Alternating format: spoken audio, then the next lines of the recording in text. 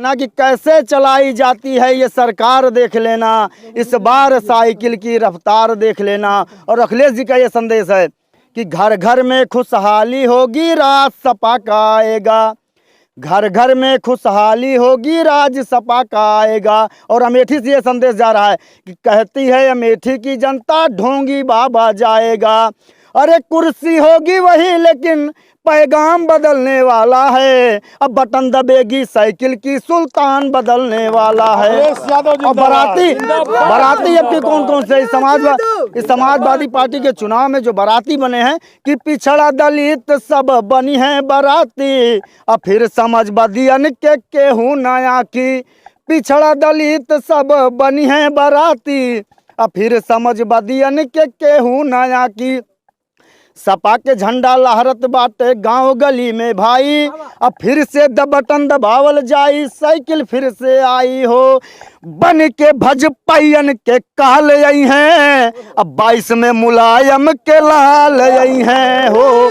बन के विरोधियन के काल आई हैं, 22 में मुलायम के लाल आई हैं। उनसे ये कह दीजिएगा कि यहाँ पर ना हिंदू है ना मुस्लिम है, सब हम लोग जो है एक ही थाली में खाने वाले लोग हैं। उनकी ये दाल गलने वाली नहीं है। अच्छा, क्या लगता है जो माहौल है चुनावी वो किस तरफ जा रहा है अब? देखिए, उत्तर प्रदेश का नौजवान, किसान, गरीब, मजदूर, पिछड़ा, दलित, शोषित, वंचित, सारे के सारे लोग अखिलेश यादव जी की तरफ निगाहें लगा के बैठे हैं। जब अखिलेश यादव जी ने कहा कि हम 22 लाख IT सेक्टर में नौकरी देने की बात की, तब नौजवानों में एक माहौल बना कि हाँ, अखिलेश यादव जी काम कर सकते हैं। भारतीय जनता पार्टी सरकार में, केंद्र में, बताओ, अमेठी की जनता ने राहुल गांधी को हरा दिया, इससे बड़ा और क्या हो सकता है। स्मृति ईरानी जी आई, हम लोगों ने ज्ञापन दिया, केवल लाठियां मिली।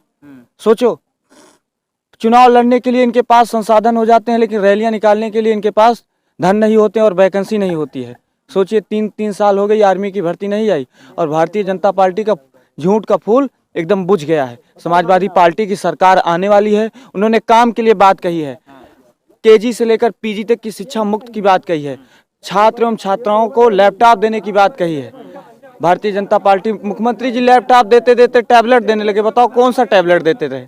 और इस विरोधी मिला टैबलेट, लेकिन कुछ लोगों को लाते ही बिगड़ गया। कुछ लोग देख नहीं पाए और कुछ लोगों को, हम लोग भी स्टूडेंट थे, मिल जाएगा, लाइन में लगे थे, लेकिन नहीं मिल पाया।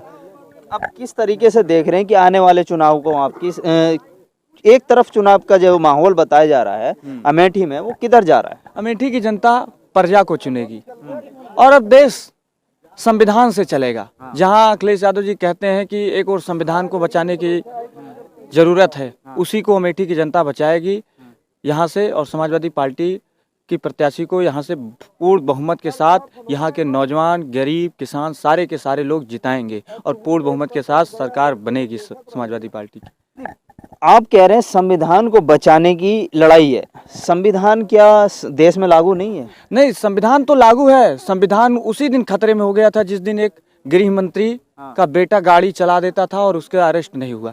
सोचो, एक आजम खान साहब जिन्होंने यूनिवर्सिटी बनाई, एक मंत्री का बेटा, हाँ, एक मंत्री, गृह मंत्री का बेटा। आप सोचो, जवाहर यूनिवर्सिटी बनाई, वहाँ पर जिनके माता पिता थे उनको निःशुल्क शिक्षा मिलती थी। जिनके माता या पिता में एक कोई नहीं था, उन्हें आधी फीस पर मिलती थी। उन्हें बकरी चोरी, गाय चोरी, किताब चोरी, सोचो उनको जेल में बंद किया गया। उसी दिन पता लग गया कि संविधान खतरे में है। और एक गृह मंत्री का बेटा हाथरस में, सोचो, हिंदू के नाम पे वोट मांगते हैं, लेकिन एक दलित की लड़की जिसको रात में जला दिया। अब सोचो कौन से हिंदू रीत रिवाज में पेट्रोल डालकर, डीजल डालकर जला दिया जाता है। जो बातें आप बोल रहे हो, तो चुनाव पर इसका असर पड़ेगा? नहीं, पूर्ण बहुमत के साथ पड़ेगा। गांव में आप जाइए ना, तो गांव में अरहर गायब हो गई, चना गायब हो गया, सरसों गायब हो गई, तिलहन की, दलहन की सारी फसलें गायब हो गई हैं। अब केवल इनके सांड बचे हैं, वो गेहूं की तरफ नजर बैठाए हैं। इसीलिए भारतीय जनता पार्टी रात में अगर गोरू खदेरे जाते, दिन में इनके कार्यकर्ता खदेरे जा रहे हैं, विधायक खदेरे जा रहे हैं, सांसद खदेरे जा रहे हैं। लेकिन ये जो सांड का जो मुद्दा आपने उठाया, किसानों का मुद्दा है, लेकिन क्या लगता है कि ये जो मुद्दा है, ये इसका सोल्यूशन क्या होगा सांड को हटाने का? नहीं, सोल्यूशन होंगे, इनके लिए संसाधन जुटाए जाएं। सरकार अखिलेश जी ने कहा है कि हम बेहतर व्यवस्था बनाएंगे और जिन लोगों की सांड से हत्या हुई है, जिन लोगों ने सांड ने जिन किसानों को मार दिया, उनके परिवार को 5 लाख रुपए के आर्थिक सहयोग देंगे। आप सोचिए, जिनके बच्चे दिन दिन पढ़ते हैं और शाम को कहा जाता है और सुबह उठते नहीं है, सुबह उठाया जाता है जाइए आप खेत में गोड़ू पर गए हैं। ये स्थिति है नौजवानों की। भारतीय जनता पार्टी ने पूरी तरीके से बर्बादी के कगार पे ला दिया है। और मुख्यमंत्री जी की भाषा कैसी है? मुख्यमंत्री जी तो गरम जोशी नरम जोशी की बात कर रहे हैं। आप बताइए, गरम जोशी जौनपुर गरम नरम होगा? शिमला कभी बनेगा? लखीमपुर की तरफ भी बुलडोजर जाएगा क्या? लखीमपुर उत्तर प्रदेश से बाहर है? मुख्यमंत्री जी कह रहे हैं। एक गृह मंत्री का जिन 4 परिवारों की हत्या हो गई यहीं पर, उनसे पूछिए क्या हाल है, उनके परिवार के लोगों से पूछिए। हाथरस की बिटिया हो गई, उन्नाव की धरती हो गई। उन्नाव की धरती सूर्यकांत त्रिपाठी निराला जी की है। अच्छा ये बताइए, वो तो कहते हैं कि हम सबका साथ सबका विकास की बात करते हैं। सबकी साथ सबके विकास की बात होती तो 69,000 शिक्षक भर्ती में पिछड़ों पर लाठियां ना भांजी जाती। उस भुक्तभोगी में हम नौजवान जैसे नौजवानों ने बहुत सारी लाठियां खाई। सोचो, चुनाव जो अब माहौल बना है, ये हिंदू मुस्लिम बनाम नहीं हिंदू मुस्लिम नहीं, भाईचारा। हाँ। पश्चिमी उत्तर प्रदेश में 58 सीटों में 55 से ज्यादा सीटें समाजवादी पार्टी और आरएलडी जीतने जा रही है। भाईचारा है। आज हिंदू भी, मुसलमान भी, अगड़ा भी, पिछड़ा भी, ठाकुर भी, पंडित भी, दलित भी, कश्यप भी, सरोज भी, सारे के सारे लोग अखिलेश यादव जी की तरफ निगाहें बैठा के देखें। अच्छा, लगता है कुछ होगा, बदलाव होगा? पूर्ण बहुमत के साथ बदलाव होगा। जब 10 मार्च को शुरुआत होगा, इतनी टाइम तक तो सपा की सरकार बन गई होगी। लेकिन वोट परसेंटेज जैसे पहले जो था 2017 में बहुत तेजी से बढ़ा था, अब इस बार वोट परसेंटेज पे हालांकि हाँ कुछ वोट परसेंटेज कमी हुई है, लेकिन जहाँ इन्होंने कहा कि बहुत पलायन की बातें की, लेकिन सर्वाधिक मत प्रतिशत जो मिला कैराना में मिला।